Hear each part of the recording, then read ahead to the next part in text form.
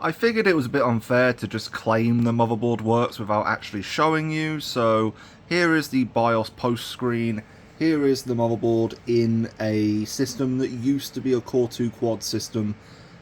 It was a DDR2 board that's also dead at the moment, but, well, that is dead at the moment. Not also, there is no dead motherboard here. Motherboard is fine. The issue is the RAM. One of the sticks of RAM doesn't work. When I tested it earlier, I only tested it with one stick. When I was putting it in here and testing it with everything else, I put in the other stick and it stopped posting. So, now we know why someone threw it away. Bad RAM was stopping it from turning on. I guess they assumed it was so old that the entire thing was kaput. But no, we still have a working 4GB stick and that Pentium is fine. And if we go into setup here,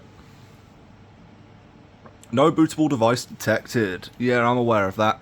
We see that it's actually a fairly modern looking BIOS. You have to remember, 2012, yeah, that might have been 13 years ago, but that's actually not that long ago in the terms of modern PC utilities.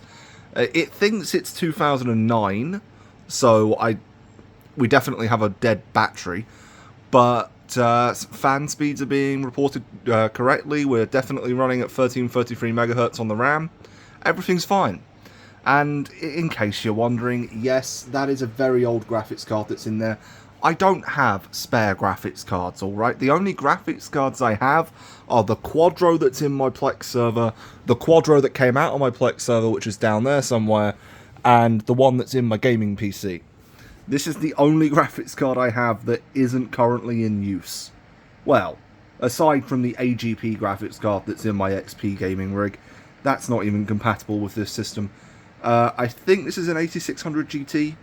I'm not sure. I found it in a box of broken parts ages ago, and it was still working. But, yeah, we're on BIOS revision 504, which means that we have the correct BIOS revision for pretty much all of the 3rd gen Intel chips. So, all this thing needs is better RAM, a CPU swap, a bootable SSD of some kind, and I can put this to the test. Well, the motherboard. I can put the motherboard to the test. If I was actually going to build a full system out of this, I'd go and get myself a graphics card. But that Thermaltake power supply is older than the motherboard, and I don't trust it. So I'm not plugging in anything I actually care about to this system. I just wanted to prove it worked, which it does.